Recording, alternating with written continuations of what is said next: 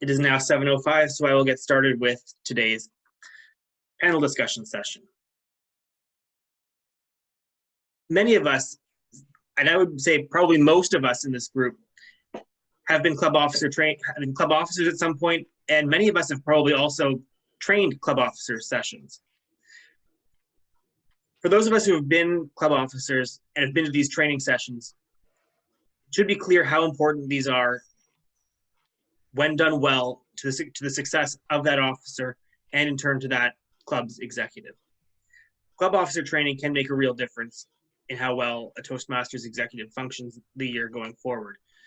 And the district this year has made it a priority that we should have excellence in each and every one of those club officer training sessions and make sure that they are a fruitful and worthwhile and beneficial use of the club officer's time. We also have the additional challenge this year of moving to completely online training sessions. That's something that the district hasn't had before. So those two things together have brought together the need for this train the trainer panel session, and this is the third of 3 that we have scheduled so far for round 1. And we'll be going through our 4 panelists on different topics about club officer training. So we have logistics, structure, resources, and content. And I will introduce the panelists one by one as we go through those sections. After that, we will have some time where I will ask the panelists questions, and then I will open it up to the floor. So each one of you in the audience will also have a chance to ask questions of the panelists. And hopefully we can all get some good information and some common understanding about club officer training. And I have a cat on my shoulder. Background actually hides that surprisingly well most of the time. So I'll turn things over now to our first panelist to get us started. Andrew Mertens has been a Toastmaster for 9 years. He's a member of 3 clubs and has held every role within a club. He's also held various district roles and has been a club officer trainer since 2014 and enjoys the challenge of having each participant learn something particularly when that expert considers themselves an expert. Please help me welcome Andrew Mertens, who will talk about the logistics of a training session. Andrew. Thank you, Kenji, and welcome all.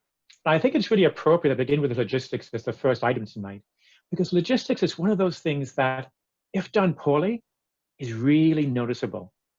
But if done well, is almost invisible. Great logistics can help make content shine. Poor logistics can sink even the best content. Now, what do I mean by logistics? To me, logistics is the planning, the time, the effort taken to ensure that all participants have the information that they need prior to an event. An event can be a workshop, a training session, a meeting, during an event, and after an event. You as a trainer, it's your responsibility to make sure that the training goes as smoothly and as effectively and as efficiently as possible. You want the participants to show up, see a great presentation, and then leave feeling fulfilled and uplifted. Tonight, you're the participants. And if we have done the logistics well, then this will be a great session for you, well worth your time. If not, you might be saying to yourself, I could have been rewatching Tiger King. Now, I mentioned that there were 3 time frames to logistics. There's the before, there's the during, and there's the after. The one that requires the most planning, the after and time, is what you do before the training itself. And I've divided these into sort of 3 categories. I call the 3 M's. You have the member, you have the moderator, and then you have me, which in your case will be you. So what do I mean by the member? Well, it's really important as a trainer to understand who's attending and what they're looking for from the training. So when you do your club officer training, I would use something like Eventbrite, or use something that allows you to register people beforehand. You can either send out a notice to say, hey, if you want to come to this training, send an email to this email address and we'll register you, but somehow do that registration so that you understand who's there. And the reason for that is when you enable functionality within whatever technology that you're using, you can have a waiting room, for instance, and then you can smoothly and efficiently be checking people off that are on your list as they enter into your training. And plus, you can catch those, for instance, who haven't necessarily officially registered, but maybe the link had been forwarded to them and they're attending anyway. Then you can add them to the list. So that's one reason to have a registration process. But the other one is, I think it's really important to send a survey out, a pre-survey out to the members who are attending to find out what it is that they would like to learn, plus a little bit about themselves.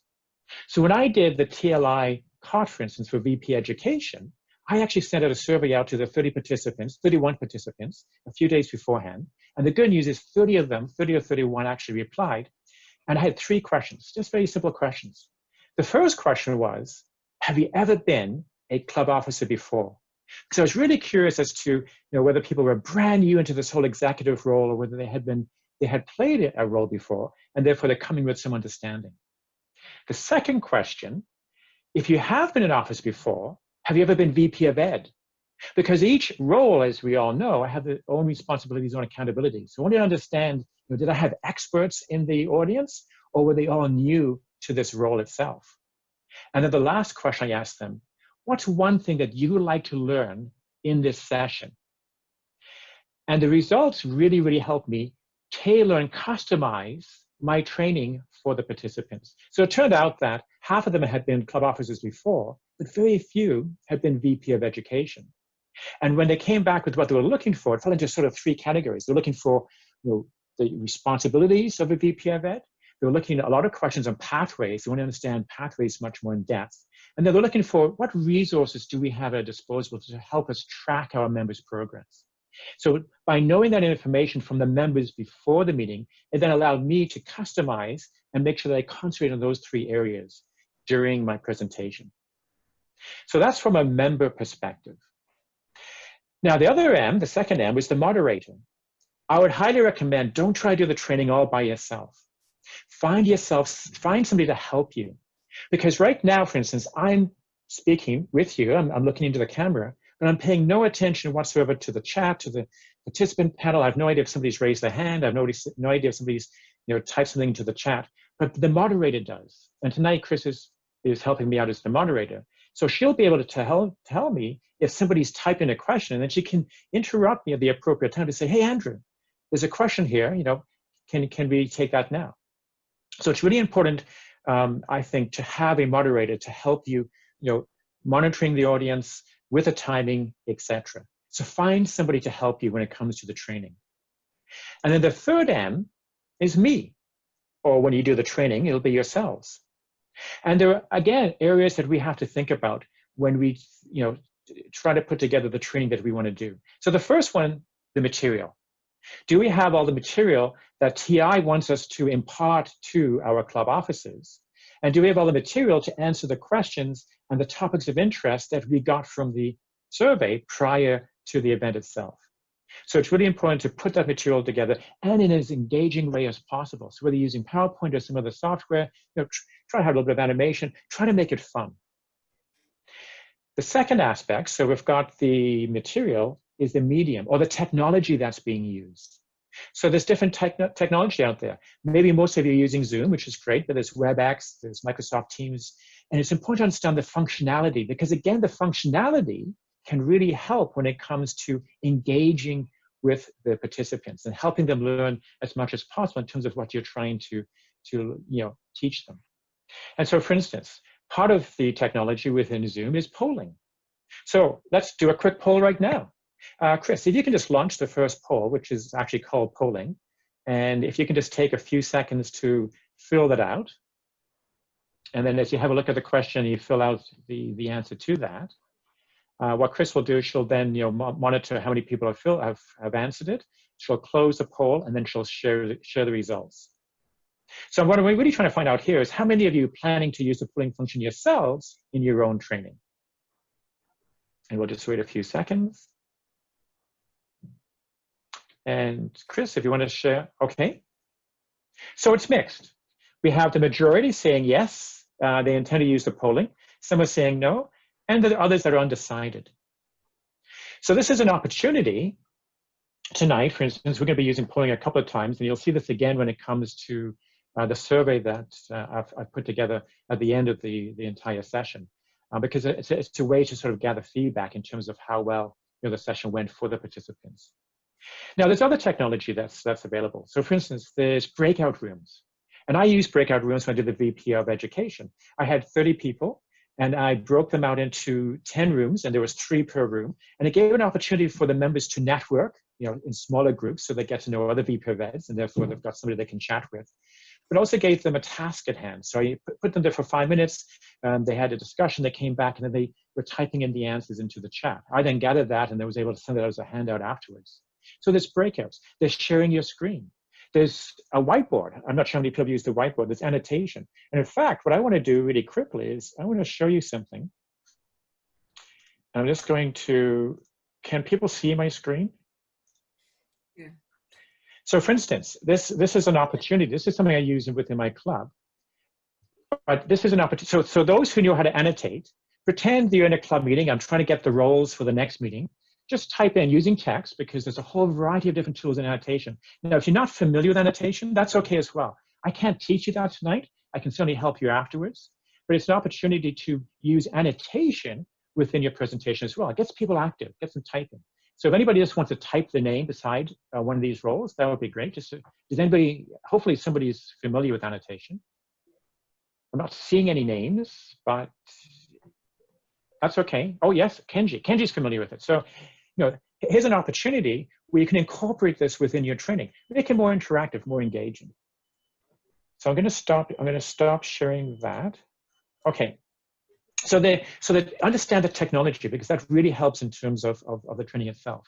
So I've gone through the material, I've gone through the medium, the technology. The third thing to think about when it comes to the me is your background, your location. Try to have something that is a bit bland in the path, in behind you, nothing distracting. You don't want people sort of be looking behind your shoulder thinking, hey, I can see somebody wandering by, wonder what they're up to. Try to keep it sort of, something that, is just sort of neutral. And make sure that you have nice lighting, for instance. So hopefully you can, I'm well lit and you can see me clearly. There's no lights behind me, there's no window behind me. So try to find a location that's really conducive to being the least distractful as possible, because that really helps as well when it comes to doing your own training and the logistics. So this is all before the event itself takes place. So I've talked about the members, so doing the pre-survey and the registration. I've talked about the moderator, finding somebody to help you. And then I've talked about the me, and the me being the material, the technology, and the location. So during the meeting itself, so you've got your moderator, they're monitoring chat, they're monitoring, raised hands, etc. I would suggest as a trainer to stand up, because it allows you to gesture more, allows you to be more animated, and you can even move around. I mean, I could have, for instance, anchored the members over here, gone over here for the moderator, and the me here. So it allows you to sort of be more engaging and to emphasize points that you'd like to make. So something just to think about, during the event itself is to find, a nice location where you can stand and do your presentation. The after aspect is really important as well. And there's 3 things about the after. So email contact. So you'll notice that in the chat, I'm going to put my email. So if anybody has any questions around logistics after this, you can just email me. I'll be very happy to answer that. I think a survey is really important, just to find out how well did the session go. So you're going to see a survey at the end of this session as well. Not mine, but the overall session. And then handouts. Handouts are really important. So make sure if you have handouts that you let the participants know at the beginning. Say, hey, I've got handouts for everything we're going to be covering tonight. So I'll be sending those at the end of the session itself. And make sure you send it within about 24 hours of the event itself. And then that allows people to sort of sit back and relax and sort of absorb it, listening to you rather than having to scramble to take notes. So think about the handouts.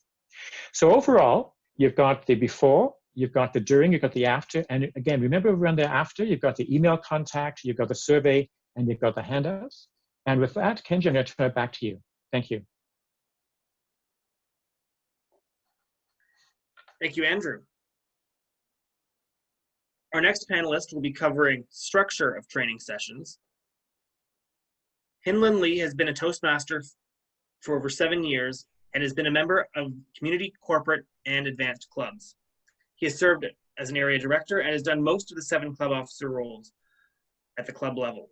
He loves to compete in speech contests and regularly delivers club officer training sessions, and he earned his Distinguished Toastmaster Award in 2018. Please welcome Hin Lun Lee to discuss structure. Thank you very much, Kenji. Good evening, fellow Toastmasters and most welcome guests. And I'm very delighted to be your second panelist for tonight. So as you can tell from my background, I'll be discussing structure. And those are the 5 messages that I want you to take away from tonight's session. So the first thing that I want you to take away tonight is that agendas are very important. I mean, if you think about it, a club officer training session is just like a regular Toastmasters club meeting. You have a limited amount of time, and having all the topics planned and listed along with their allocated time to ensure that you will be able to cover all the topics. And sometimes when you cover the topics, you may need to make reference to the various websites and documents. And of course, as Toastmasters, we do have a whole bunch of websites that we do have to refer to from time to time. I mean, we have the District 60 calendar, we have Pathways Basecamp, we have the Distinguished Performance Dashboard, we have Club Central, we have Club Leadership Handbook, and of course, most first-time club officers will probably not know this information. I've held training sessions where some participants have not even heard of Club Central and the performance dashboards, and let alone finding them. So it's actually very important that we actually include these links on your agendas if you do plan to refer to them. And of course, as some of you probably know, started last year, we no longer get the club officer handbook in the mail. So it's actually very important that you include the link to the club officer handbook if you do plan to refer to it. You will find Karim's sample agendas as part of the workshop handouts to be great examples to be incorporated in to incorporate the above points, and JD will discuss more about agendas in his section. The second message that I want you to take away from is to customize your training session based on the participant and the club demographic. Of course, the more new club officers, the more time to be devoted to training the basics. And that's particularly important in round 1 of club officer training sessions. On the other hand, the more experienced the officers are, the more time to be devoted to the Q&A and discussion among the executives on potential club issues.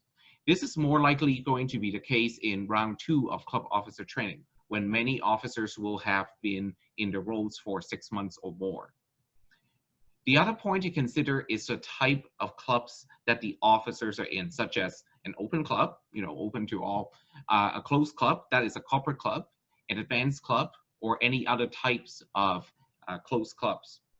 Well, one question you might ask is, well, how would you know the demographics of your officers and the club types? It's actually very easy. Ask them. First of all, there are a couple of ways you can do it. You can certainly ask them as part of an Eventbrite registration. You can also ask them to complete a pre-training survey before they even arrive at your training session. And there is a sample pre-training survey pre-training survey as part of the workshop handouts, which you can adopt to your needs.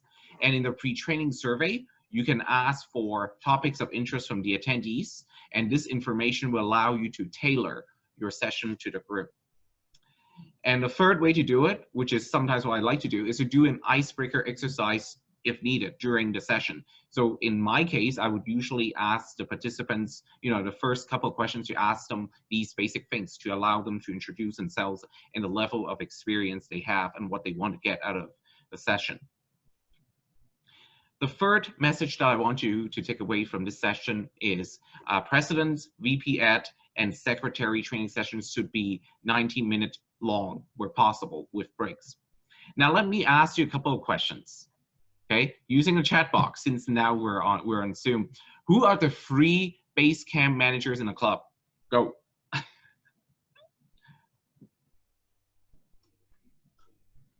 So once again, please tell me the 3 base camp managers in the club. And we got a couple of reply already. We got a couple of replies in the chat box already. President, secretary, and VP Ad. So most of them have gotten that right. So congratulations and very well done. So you are absolutely correct. So the free Basecamp managers in the club are president, VP education, and secretary. And in my opinion, they need to be able to do at least the following in their club. They need to be able to, first, they need to be able to approve level completions in Basecamp, and then able to submit the level completions in Club Central. So that's a two-step process. They need to be able to save the level completion certificates by all the members as PDF. And one of the ideas of what you can do is once you download the certificate as a PDF, you can actually reply to the Toastmasters International's automatically generated email to the person who just won the award, who just completed the award, and you'll be able to do it as a sort of a presentation, and as a way to congratulate that particular member for having completed a level.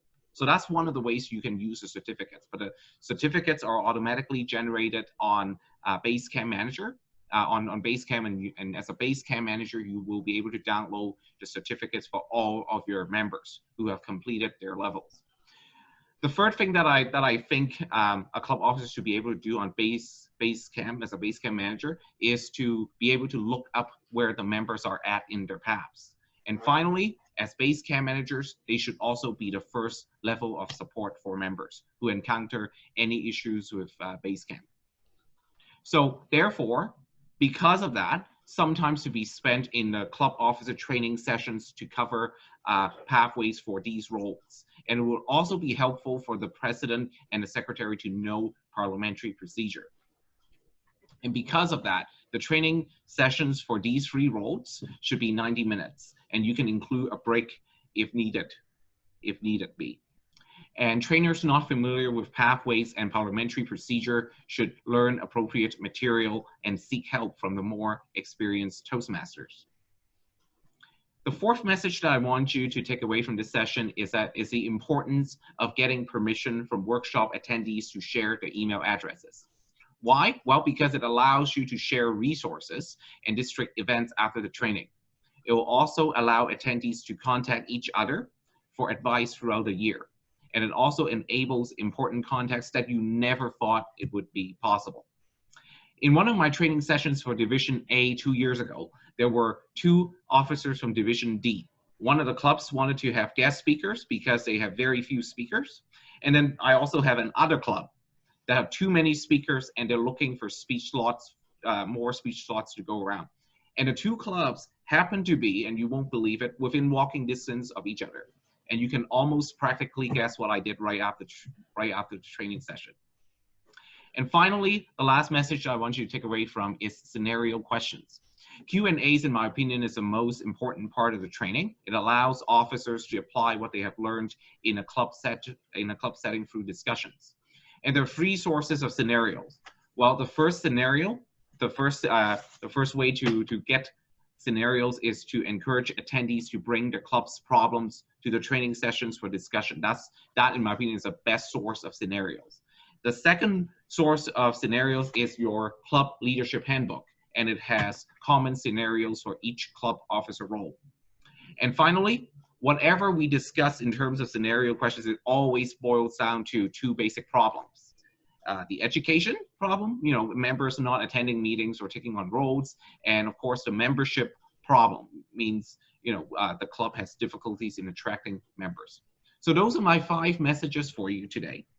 I think being a club officer trainer is one of my favorite things to do in Toastmasters, as it allows us to pass on our knowledge to incoming club officers, and it's indeed a great privilege. And with that, I wish you all the best as you take on this important role. Back to you, Kenji.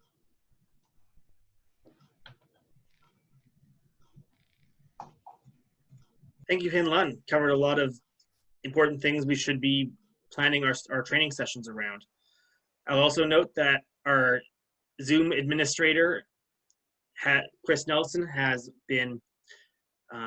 put the link to all the handouts. There's a Google Drive that was sent out with the reminder emails from Eventbrite, but it's also in the Google Drive in case you would like to download and have those ready if you don't have those as well. So there's handouts related to almost all of our different panelists and their presentation sections.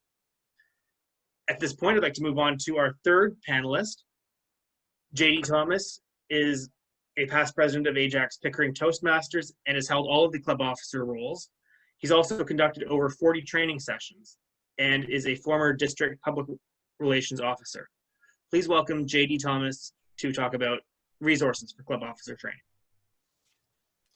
Thank you, Kenji, and thank you all for coming here. It really is amazing to see these sessions, really great opportunities, not just for us who get to talk, but for everybody else. I know many of you here on the call tonight, and just want to raise your hand if you've done club officer training once. Okay, now if you've done club officer training more than once, raise the alcoholic beverage that you're probably drinking. Yes, that's right. Those aren't water bottles, are they? No. Scotch. Anyways, as we may have, even if you've done once, you may have gotten the vibe that, like any Toastmasters executive role, training is going to be different every single time that you do it. And there's things that will work one time that are not going to work another time. And the best way to give yourself the best chance to help those who are coming to those sessions is to do what some of the suggestions from Andrew and Hinlan have been. Do some polling ahead of time, go through Eventbrite, get an idea of who's coming out there and what their level is. So that way you can help give them the best experience. As Hinlan had alluded to earlier, there's usually a different way to manage early year training versus mid-year training. And while the beginning of the year, you're going to have a mixture of those who have just been in the club for about 2 months and have no idea what the role actually is. And you're going to have people who have done the role multiple times. And it's this great mixture of people with different experiences, but also with different clubs and different challenges. And as a club officer, trainer, it is your duty to help guide them into what their future is about to be and what their role is. And especially in the first one, set the ground and give them all the best help you can so that they understand what their role is. And understanding that, yeah, your club's going to be different and there's going to be different challenges. But if you know what your duties are, I said duty, and then you know exactly what they have a good guideline as to what's to come. If you have the ability to, one of the best resources you can provide anybody is your time. If you can provide the time to not only just be there for the trainer, but also to guide them afterwards, say, hey, if you got any questions, let me know. Chances are you're never going to hear from anybody, but you will get a couple of times someone will ask you, hey, I got this situation, what should I do? And then you can help out. A lot of times the answer is just go to TI website, or maybe it's go to your area or division director. And those are resources that they can go to because a lot of the challenges that happen in clubs aren't going to be in a manual. Now, for those who do want, I don't know if you're familiar, because there's a lot of manuals. There's so much information. If you don't know Toastmasters International's website and know enough to go and search, your best resource is that, and to help other people understand that that is the best resource that you can provide to them. And I'm going to share my screen with regards to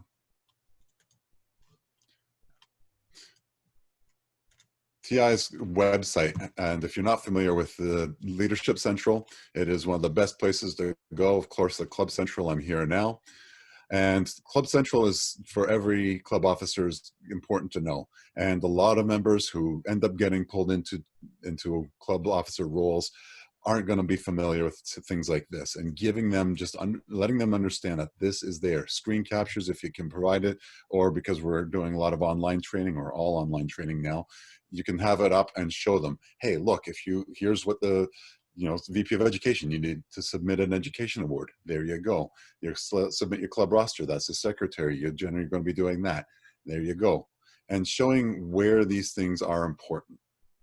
And then, of course, when you go into club officer tools, these are a great list of resources that members can download, the members that your training sessions.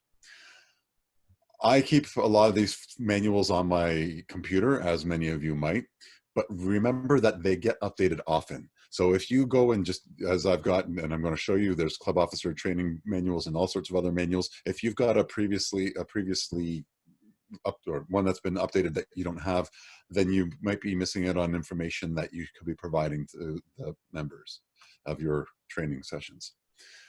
Let them know what's there. I mean, just going and taking a look, nobody has to download them all or know what they all do, but knowing that these things are there. Club Leadership Handbook is amazing. It should be with you with all training sessions. And it's not here, but the Club Distinguished Program and Success Plan. Especially for the presidents and the VP of Education, that is a valuable tool to say, hey, here's the way to go. You know, presidents are the CEO. They set the vision. Here's what we're going to be doing for this year. Here's how I want to make sure that we get our goals and try to get the best that we can out of our club.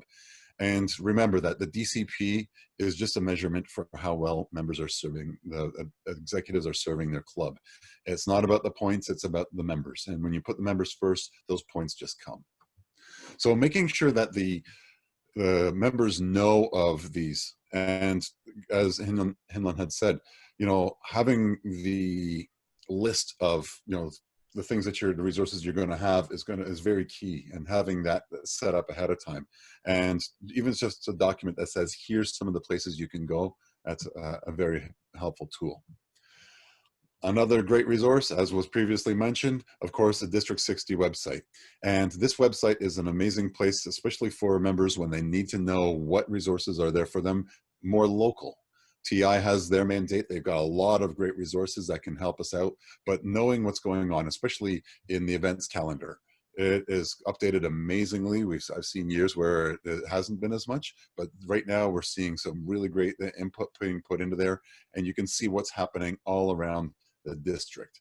And this is very important to see. So that way, if there are, and it's more than just, hey, you got training, mental flexibility to improve your effectiveness workshop. There's lots of workshops going on, and it makes it interesting. And if you can make not just the Toastmasters experience interesting from the pathways and the roles that they're going to be taking, but let them know that there's other resources out there, because chances are their life goals aren't just within what we can offer in these moments in the club, but they go beyond. And our district is amazing at providing other resources that allow people to grow beyond what they were expecting. And if you have Easy Speak, if anyone here is not familiar with Easy Speak, it is an amazing tool that helps you manage your club meetings.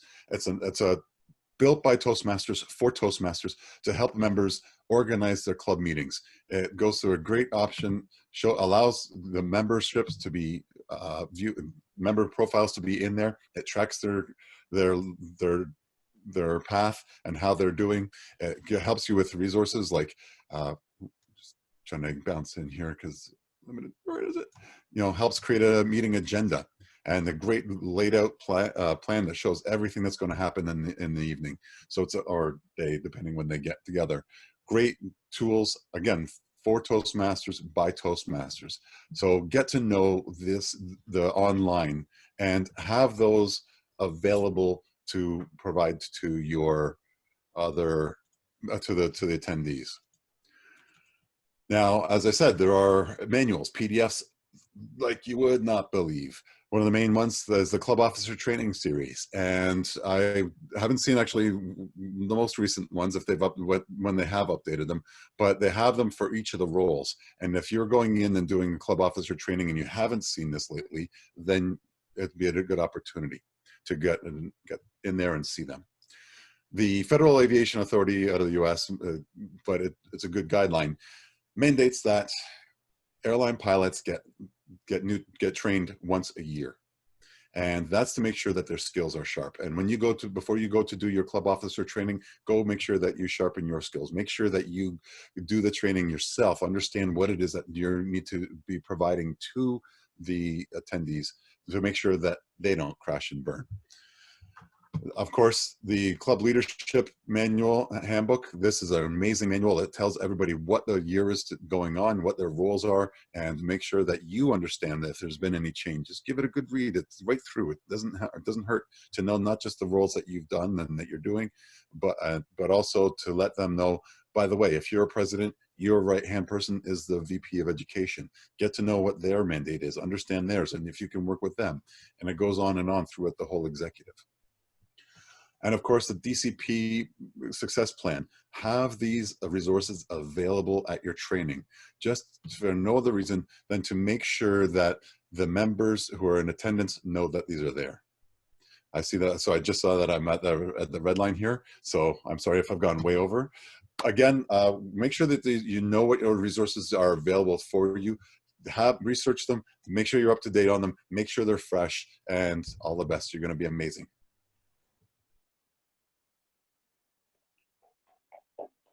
Thank you, JD. We now have one more panelist to go, and you'll be talking about content for club officer training sessions. Elton Brown has been a Toastmaster since 2009. Elton loves to capture images and cooking.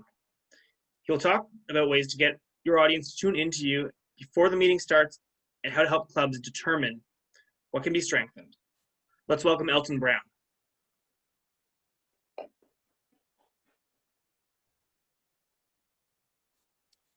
Thank you very much for the introduction.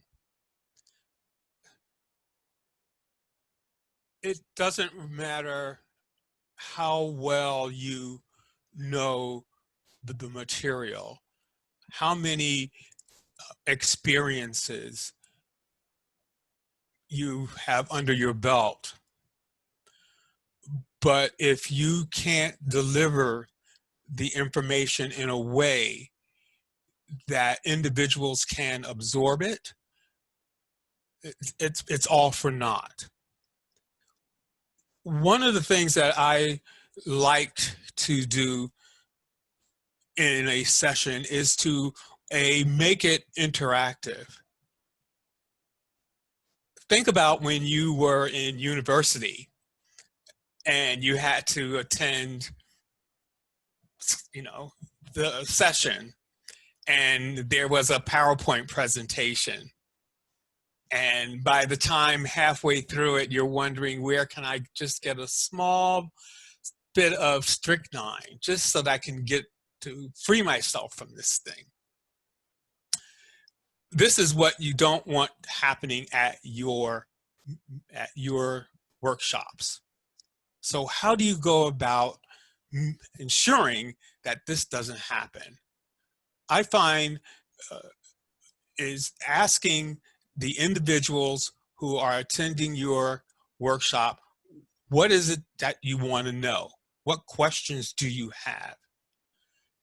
I don't know about you, but I've gone to workshops where I've had a question, and because that question hasn't been answered, the entire session, the question is like this, and I don't care how I move my head, the question is there. It becomes annoying. So I find taking just a small portion of the time at the very beginning, just to knock all those questions out of the way, so that individuals now can say, ah, now we can just get on with the lesson. Toastmasters International provides you with the content. They tell you to review it and then make it your own. Now, I'm a strong believer in terms of making it mine. I'm not saying deviate from the information that's provided by Toastmasters, but make it my own. And what does that mean? That means that once I'm giving as I'm giving my presentation, my workshop, I'm able to incorporate my experiences. I also ask for the experiences of individuals in the audience. And then we allow these two to mesh together. It really helps me become a facilitator and get out of the way and allow the learning process to to happen. It's all about blending that content between you, the audience, and Toastmasters International.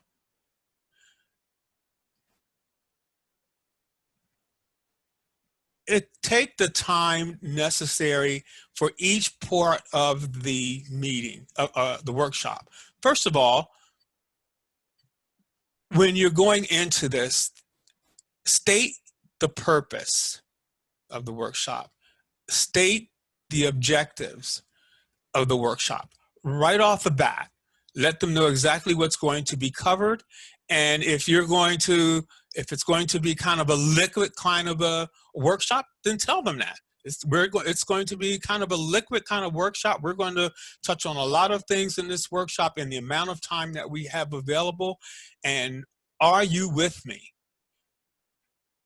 Don't be afraid to demand interaction.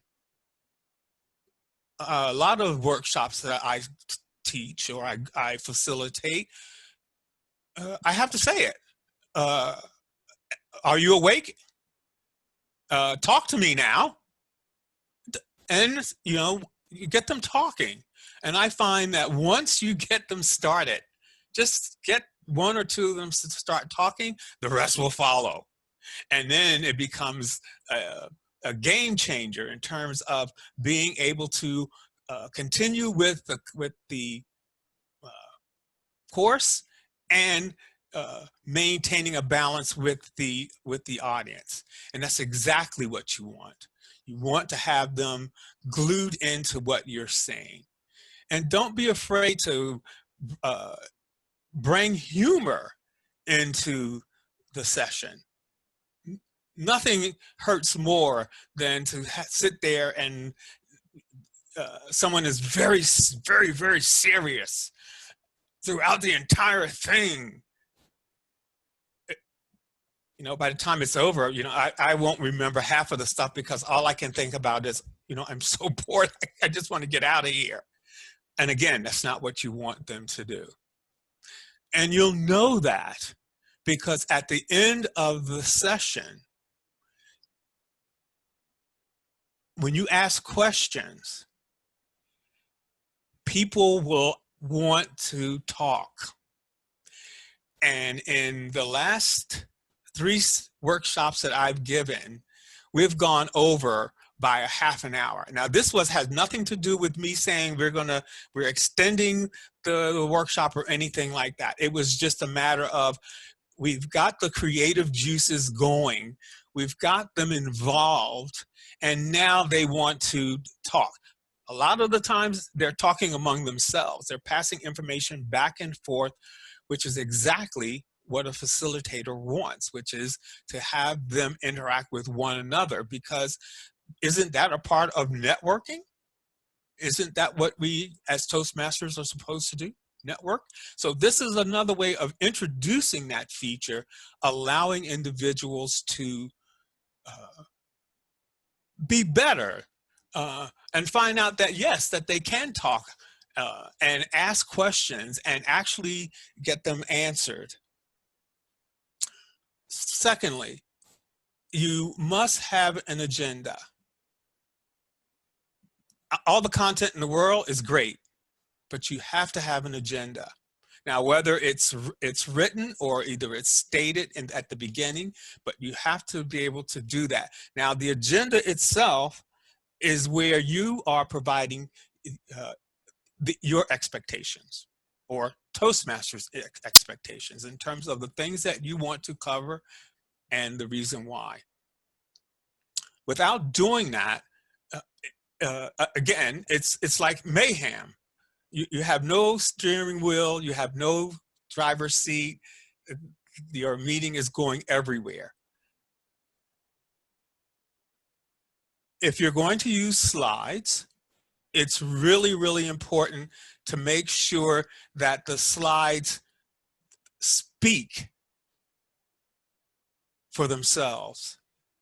And when I say that, you don't want to have slides that has 20 lines of text.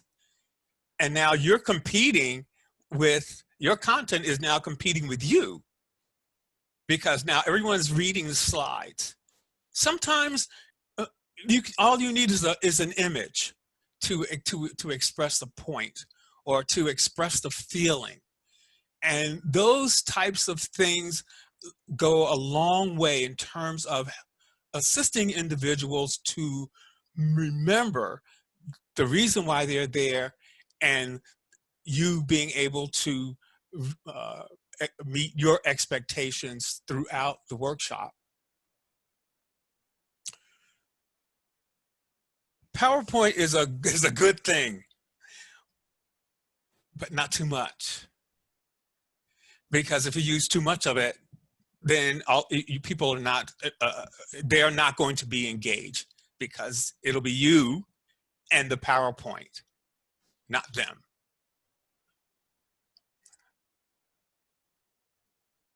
Make sure that you also have tons of other stuff, other files. Like for an example, when I teach the treasurer workshop, I make sure that I have samples of different types of Excel spreadsheets that people can use.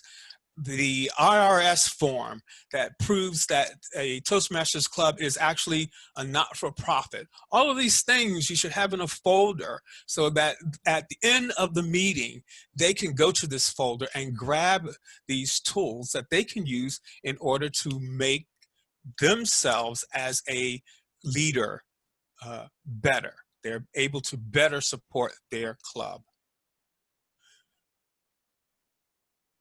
Zoom, as you can see, is a great tool in order to drive home your point, to take your content and take it to the next level, is by using Zoom.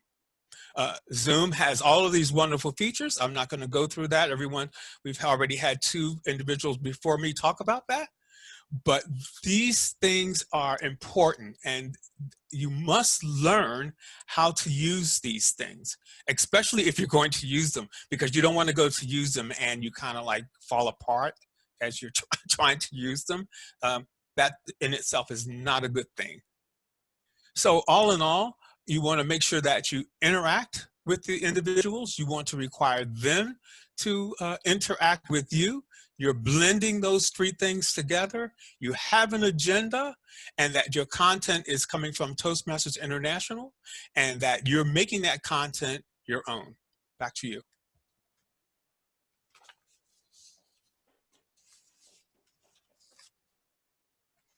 Thank you, Elton.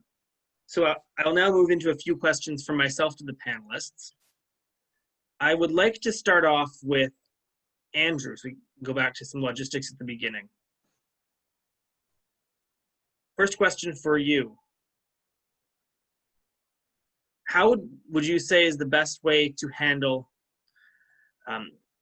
attendance at club officer training sessions? Attendance from what perspective, Kenji? Attendance, like in taking attendance of the people attending. Okay, so what I would recommend is, so I think I talked about having some sort of registration process prior to the event itself. So whether it's Eventbrite or some sort of email address that you set up that people send their names to, but get a list of attendees and then activate the waiting room so that when people join the meeting, they have to wait for the moderator or for the presenter to let them in. And then as you let them in, check them off on the registration list.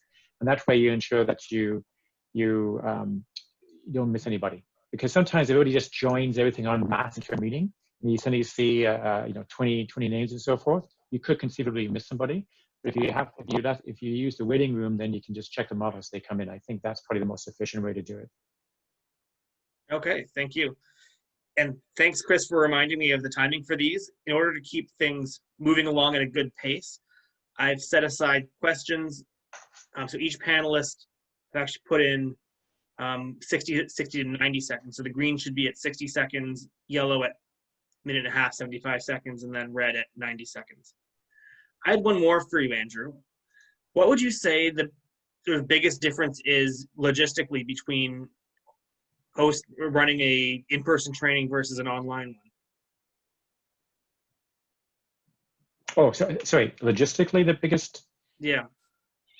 It's a very different environment, and logistically, it's funny because I have done in the past in-person training, and I can be a one-person show.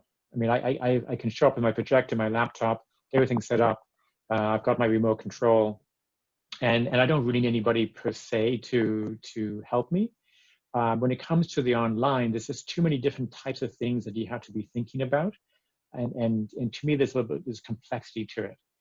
So that to me, it's getting that moderator, getting somebody to help you. Whereas when it's in person, it's probably a little bit easier just to sort of handle everything yourself. And I think that's probably one of the major differences. Okay, thank you. Question for, I guess go with Hin Loon. Would you say that having some kind of presentation or PowerPoint is a good idea for someone running a club officer training session? I would actually say it depends on the presenter itself. I know there are presenters who are really don't like PowerPoint, and I guess at this point I just want to allude to Elton's point about making the presentation your own, right? So the slides are available off TI's websites for those trainers who would like to use them. They can, but I would say that if you don't feel like using them, like you don't feel comfortable using them, then don't, because partially one thing that you'll find is that the content in the slides somewhat mirrors the 1 or 2 pages in the club leadership handbook related to the role that you cover. So for example, so in my case, I personally don't use PowerPoint slides. I would simply refer to the officers to the appropriate pages in the club leadership handbook, so that in that case they will have the material summarized for them in a couple of pages, and as well at the same time that you can still maintain eye contact with them. But I would say overall is a very individual decision. So whatever works for the trainer, I think they should be able to pick whichever one they like to use. Okay, thank you, Hin Loon. Thanks.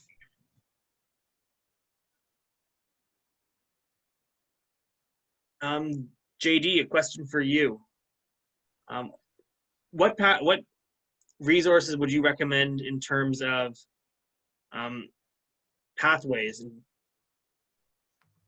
There is actually a great infographic on the Toastmasters website, which shows exactly which I've never seen it previously, and it is really handy to have. And it is 2 seconds, and yes, it is really the best way to, I mean, pathways, you get to know it anyways, but if you, and I know I'm going to run up against time here, but this infographic here is the pathways infographic. It's available on TI's website. It breaks down all the different paths. It shows what the differences and parts of each and that path and what they're combined of, and it shows how they really work. Amazing pathways graphic, and really good for even if just members to know, but especially the VP of Education. Okay, thank you, JD. And Elton, I'll ask this one for you. Moments of truth. How important is that to cover, and what are the best, I guess, ways to cover it or things to emphasize? Wow. The moments of truth, along with the club success plan, is crucial to the success of a club, any club. It doesn't matter if it's corporate or an open club. The moments of truth allows you to find out areas in your club or a club that maybe needs a little work, a little polishing. It doesn't point fingers at anyone, but it does give you a chart. And from that chart, you're able to create a roadmap from it to determine how you're going to move forward based on the things that need to be worked on. Moving to the club success plan, or the distinguished, whatever the other 2 words are, you're able to take what you've learned from the moments of truth and then answer those series of questions to come up with, at the end, your plan in terms of how you're going to be successful, how you're going to be a distinguished club, or the best club that you can possibly be. It's paramount that every club goes through this. Yes, I know it's painful, it's long, it can be drawn out, but we do have an advantage by using Zoom, because you can stay at home, you can, get in your best pair of pajamas, some popcorn, and, take an hour, hour and a half, and then go through the process.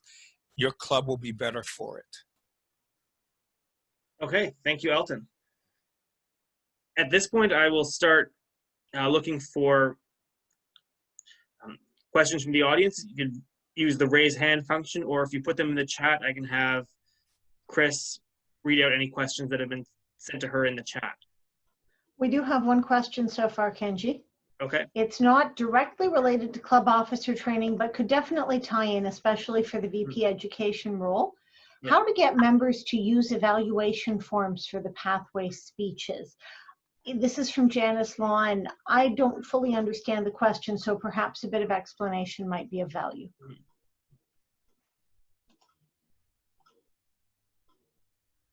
Janice, you're still on mute.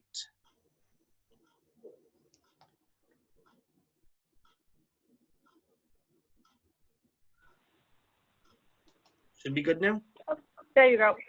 I guess it's just a question because you have to download those evaluation pages from the particular assignment, and then pass it to your appropriate evaluator to get it properly written out and all that stuff, because it's not just the verbal evaluation, you also needed the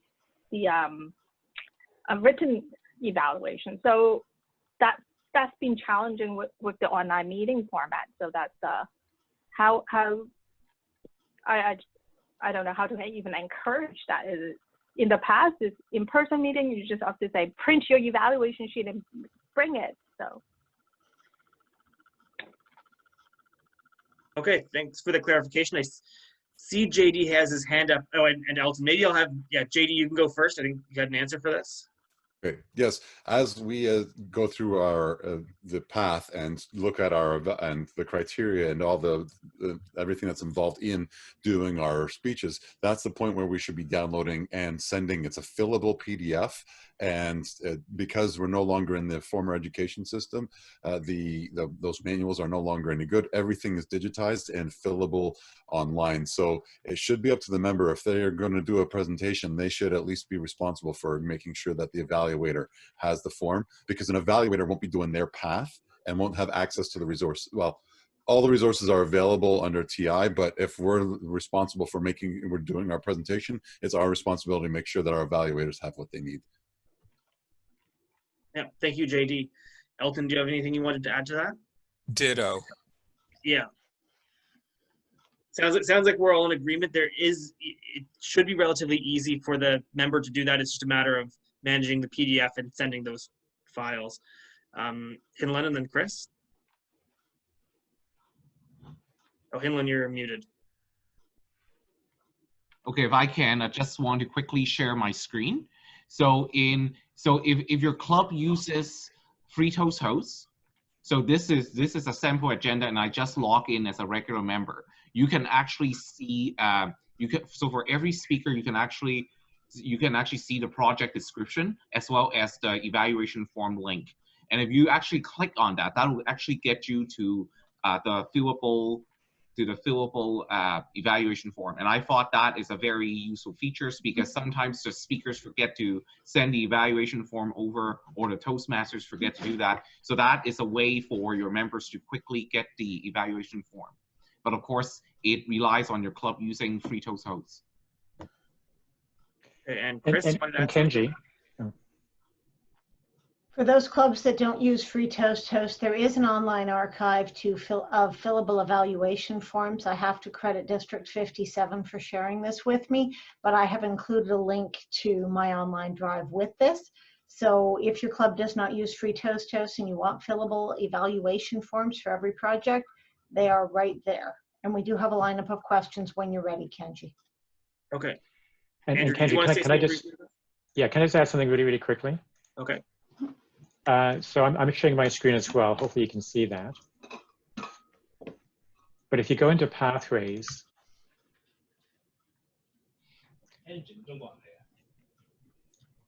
you can see every evaluation form under speech evaluations. So if you go to speech evaluations, every evaluation form is here for every single project within Pathways. Very easy to find. You click on it, you bring up the form itself, and then you can actually upload the form directly into the members' Pathways directory. So you don't have to scan it, you don't have to print it, you don't have to email it. You can fill it out, fillable PDF, and then you can just simply upload it into the members' Pathways directory. And I've created a user guide to show people how to do that if people are interested. Okay, thanks, Andrew. It sounds like there's a lot of ways. If we can make it easy enough, hopefully it's something that members can do whenever they give a speech. I have been told there's a bit of a backlog of questions coming, so I will go to Chris and see what's next. Okay, next up is Renee Chan, who has a raised hand. Okay. Thanks, Chris. Thanks, everybody. Very good information I've found so far. I have a question. My past host organizer for club officer training, I've noticed that sometimes he was told that when you're doing an online training for a club officer, you should limit to about 25 members, and then some say 30 members. I just want to confirm what is a good roughly the number of attendees we should have for an online training. And the second question is about when do you close out an event? If you're planning to send, pre-surveys to the members, the attendees for the training, when's the best time to close off, even though you may not have reached your limit? Okay, I guess the first one is about size. That should be an easy question, I guess. Someone want to answer that? Andrew, maybe? Or Chris? So the recommendation, I think well, I think Chris will agree. I think it's about 25 is recommendation, but there's, in the link that was sent, there's a online logistics meeting document that actually has the number in there. And it's a 25. I see Chris doing a thumbs up. Yeah, and there was a reason for that, I guess. Chris, do you want to elaborate on that? The reason has to do with how many people most of us can see on a screen. People who have more advanced monitors can see up to 49 people on their computer screen, but those ordinary folks of us like myself can only see 25. Once you've got people you can't see on your screen, the likelihood of you losing engagement really goes up. And so the program quality director team has decided that we'd like to cap attendance at a max of 25. Okay, and the second question, Renee, can you remind me what that was again? Yes, when to close off the meeting, when to close off your Eventbrite, let's say, so that you can know how many people are coming, so you can send those pre-surveys and, because of the online meeting is not as easy if it was an in-person meeting where someone last minute can just pop in, right? You want to limit at a certain time so you would know who's coming and you can prep any pre-surveys you want to send out to them. So when is it usually a good time? A day before, 3 hours before, something like that? JD, you wanted to answer that? Sure. It depends on the individual who's doing the training. If you are good with just getting, and the amount of information you're getting ahead of time. If you're asking for a member's experience and other information that you're going to be using to drive the training, then you want to make sure that you have your own time to prep. Now, I mean, registration, you want to give the best opportunity for people to join in, especially even at the last minute. And maybe you're okay with that being, not necessarily having all the information, but at least give yourself time to utilize the information. Because if you ask people for, this background history on what they have as an experience, and then you don't reference it in the meeting, it's very disingenuous. It's not going to go over very well. So make sure you have the time that you require to process what it is that's being sent. Yeah, thank you, JD. One thing I guess that we had done planning these sessions was have an email, reminder emails that go up 2 days and then 2 hours before. And I think it closed off before the 2-hour email came out so people could get that information ahead of the meeting. Do we have another question? We do. Susan is next, and her question is for Andrew. When we ask members to do a poll, they may want to know if their answers are identified as belonging to them. Are they? They can be. So there's a setting within the web portion of Zoom, for instance, that allows you for the system to record who responds, how they respond to the poll. So it all depends on whether the Zoom that you're using has it turned on or off. I've never actually seen it turned on, so I've never actually seen any results where you can identify the individuals, but it is a setting, and it's a setting that you can either say yes or no to. So you have to do some investigation to figure out whether your Zoom technology is using it or not. Okay, thank you, Andrew. Next question. Next question is Menard, who has a hand up. Okay. How you doing, guys? First of all, I have a comment and a question. The comment is waiting rooms work. So I want to thank Hinlin, Kenji, and Chris. Thank you very much for putting up with my questions and all the emails floating around with my name on it. If you notice, the second round of our COTs, the waiting room, we were able to get the information required so that the people will be able to get credit, the attendees will be able to get credit, and when we submit the information. Now, my question is, would you recommend documenting the process so that the next incoming division director will have the requisite information so that they could set these COTs with relative ease?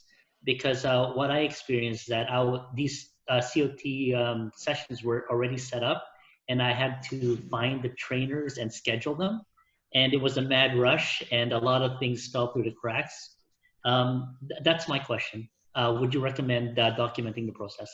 Yeah, I think Chris is probably the best person to answer that. I'll just go right ahead, Chris. I'm going to pull some rank here and answer that question. We wanted to get going quickly on club officer training, and of course, we are new to organizing this entire venue via Zoom. We are in the process of paying close attention to what's challenging, what's going well, and we will be putting forward a best practices document in conjunction with our club officer training chairs, that's Kenji and Hinloon, by the end of this year, so that we've got some very clear information as to what division directors need to know when they're looking at online training organization. Excellent. Thank you very much. Yeah, thank you, Chris. We have another one. We do. Our next question is from Renee. Is it mandatory to have those attending the training to have their video on? Sounds like a good. It sounds like a good question. Do we have does one of our panelists want to pick that one up, Elton?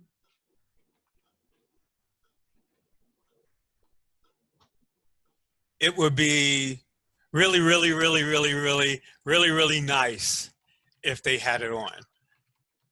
It's part about, I'll say it, artificial connection.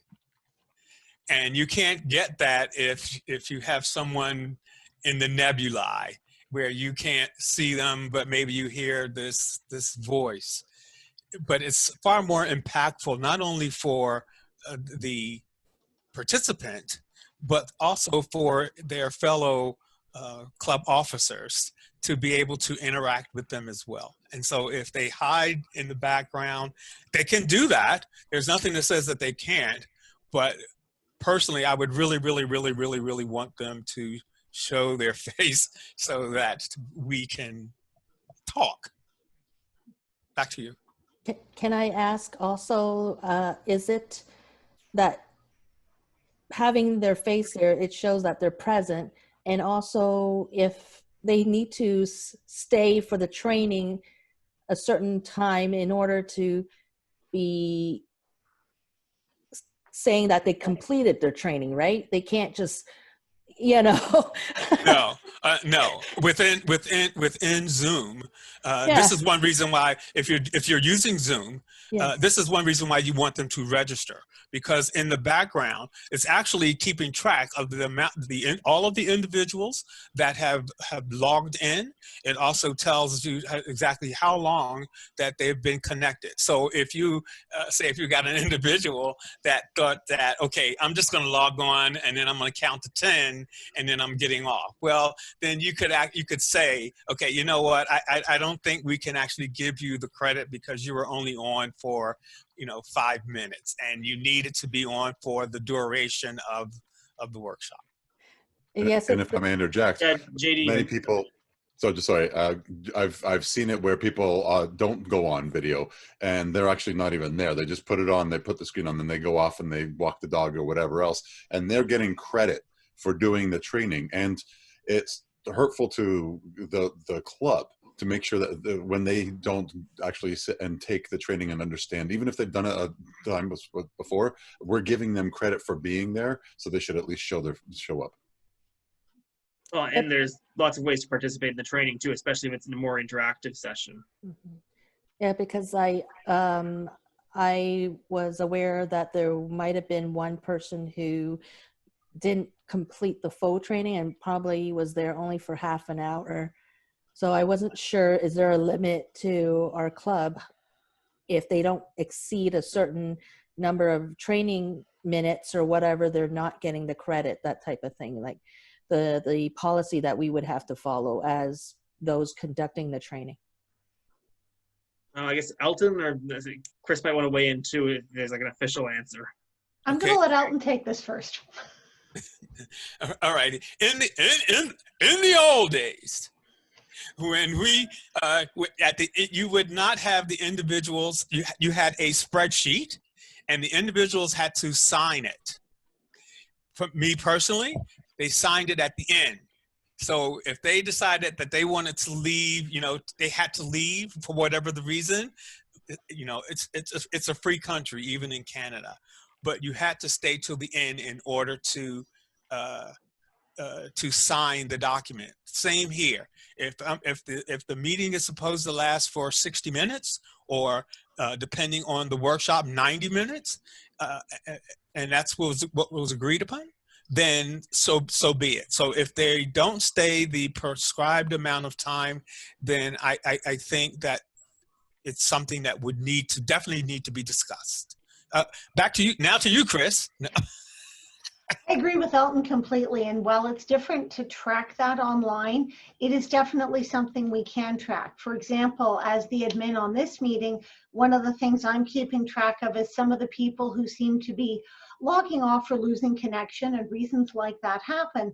But if someone's only here for 15 minutes out of a 90-minute session, I don't credit them as having been here. If they're here for 60 minutes, then I would. I think a lot of that's a judgment call and depends on the individual, the reasons, and the session. Yeah, thank you, Chris. Do we have any further questions? We do have another question that kind of furthers what we've been talking about. It's from, I'm sorry if I'm butchering your name, Guangzhou, who's asking, how about the person who logs in 30 minutes after the meeting starts?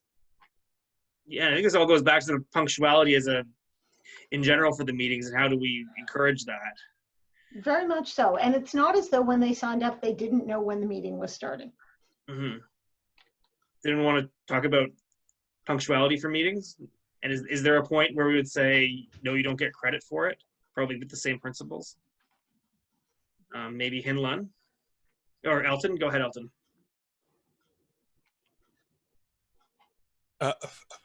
Personally, if I'm having a session, it started at noon, they arrive at 12:30. I think it's rude. I think it's rude for them to come in and sit for the 30 minutes or whatever, and then expect to get credit for it. I don't. After the majority of the group has been there since noon. They've been participating. I don't think it's fair for them to have to sit an hour and then this other individual comes and they're in there for only for 30 minutes. Yes, I know that there are situations where it can't be helped. Maybe they had a car accident, maybe someone got sick and they had to take them to the hospital. I mean, I know that there's all these exceptions, but in general, I think that they should be there on time. And I'm not a stickler. If the meeting starts at noon and they arrive at 5 minutes after, well, okay, I'm not going to beat them with a stick or something. Back to you. Okay. Thank you, Elton. Any more questions, Chris? There is another one that's just come up. This is from Susan. So is this something the moderator would keep an eye on during our sessions? I think I'm going to take that, and that short answer is yes, and it's one of the reasons that it's important to have a moderator or an admin as a trainer, because it's very difficult to be presenting and training while you're dealing with all of the background things. Yeah, I think I'll just refer back to the beginning of this session where we had asked people to be here 15 minutes early, and some people were, some people weren't. We did wait until 5 minutes, and I was sort of consulting back and forth with Chris about who is here, who is still missing, and that sort of informed when we actually got started with the session. So it's, yeah, you definitely rely on your Zoom administrator, and it's good to sort of adapt to the situation. Any further questions? I don't see any others at present. Okay. I don't see any hands up right away. I had one more. How would you recommend handling the training evaluations? Back when we had the in-person trainings, there would be a form, usually be a form, standard form distributed saying, like, what you gained out of the session, how well did you find the trainer, got their points across. I believe I've prepared a sample survey that should have been distributed through the division directors. But I'm going to go to our, I guess, structure panelist, Tim Lund, and say, how do you best sort of approach that during an online training? Well, I mean, I mean, certainly after every training session, the trainer can certainly send a follow-up email. Again, alluding to the point I made earlier about collecting everyone's email address, so that if your participants give you permission to share your email addresses, you can simply send an email to everyone who participate in the training session, just to thank them for attending, and if they need it, they can reply to all any time during the year to contact those who attended, and that will be a good opportunity to basically put in the link to the survey. And of course, Kenji, you have kindly put together a survey for us to share the link with, so we look forward to doing that. Okay, thank you, Hin Lun. Elton, you wanted to add to that? Yes, just one other thing. If you happen to be using Zoom, within Zoom, you can set it up so that it automatically, at the end of the session, that it automatically sends the survey, a link, or the actual form itself. It can actually be sent to the participant so that they can fill it out. And I think, as Andrew mentioned earlier, there's also the Zoom polling function. I believe we have one set up for this session at the end for everyone on this call or on this session to provide feedback as well. Mm-hmm. We have any further questions?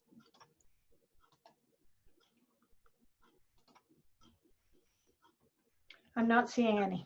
Oh, I do see a raised hand from Renee.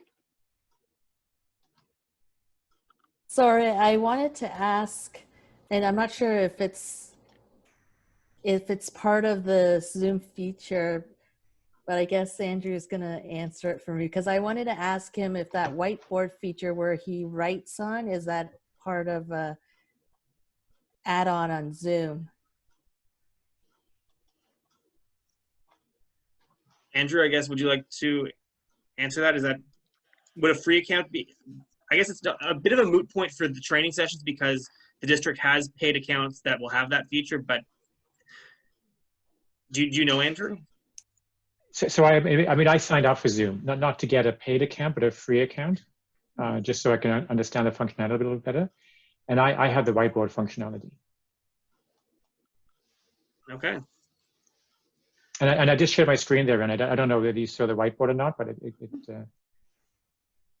I saw you had it last time, but I wasn't able to write on it, and I was wondering if certain people are allowed to write on. No, anybody can write on it. And how do we do that? Like, is it with our mouse and start typing, click on a section and start typing on? So you'd move your cursor towards the top of the screen, I believe. I think it depends on your device that you're using, but there should be you should see something called annotate. Okay. And if you click on annotate, it'll then bring up a sort of a menu of different types of things you can do. So you could put symbols anywhere you want. You can draw. You can cursively write. You can text write. Okay. Etc. Okay. Thank you. Okay, I guess we have a few more minutes before we get to our 8:30 scheduled end time. Chris, do we have any further questions? We do have one question in the chat. I've answered it in chat, but there could be more feedback. The question is, who arranges the moderators for the training session? Mhm. And my response has been that we have asked the division directors to do so. That doesn't necessarily mean that they are, although we've certainly requested it. In some cases, they may request that a trainer arrange their own admin or may not realize the importance of that. Okay. Thank you. There was one more question I wanted to get at, and I say maybe Elton or JD would be best to answer this one. There's a lot of information about pathways. We've talked and touched a bit on that today. I guess how far do you think people should go, especially at something like the VP education training, where like there's like, I don't know, this big amount of information you could give them. How far do you go in the training? How much do you leave for other like outside learning? JD?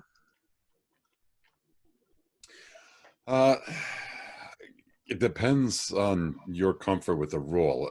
Take it as far as you can with the confidence and assurity that you know what you're providing, the information you're providing. If there's information you can't provide, try to get back to somebody, try to get back to them, go inquire for them, or maybe direct them in a direction that they can go. VP of Education's the most difficult club role. It's single-handedly responsible for making 6 of the 10 points of your DCP and 60% of the success of your club, and making sure that at least if you're going to be if you have any questions yourself, make sure they get answered ahead of time, but reach out, get help, and that even includes from the club officers doing the training. Yeah, Elton, do you have anything to add?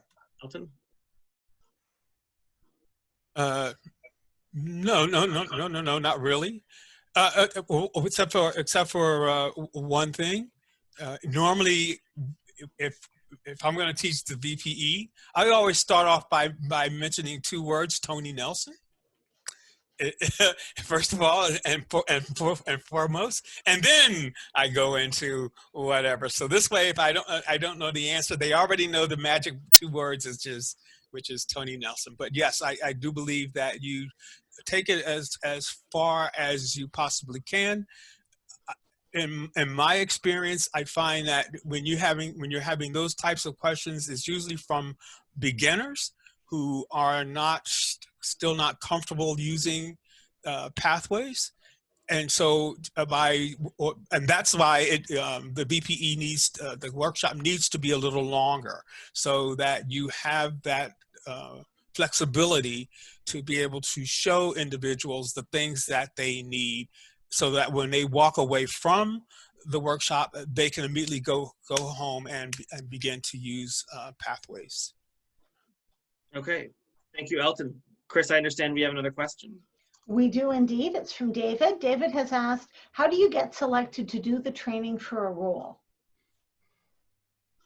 Okay, I was saying, this might Chris, be a good question for you or Hinlin.